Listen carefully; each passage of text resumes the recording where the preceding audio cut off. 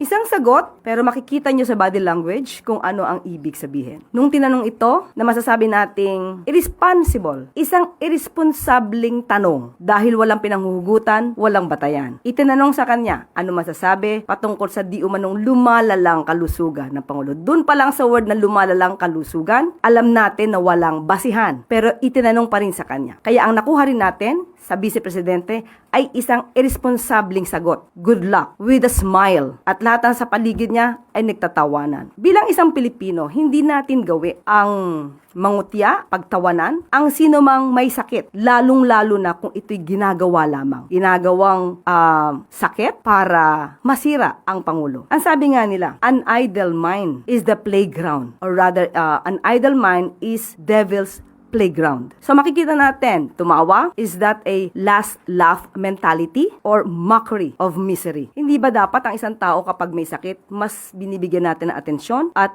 binibigyan natin ng dasal para mas maging maigi ang kalusugan? Hindi mo tatawanan at parang ikaw pa ay sarcastic sa iyong mga kasagutan.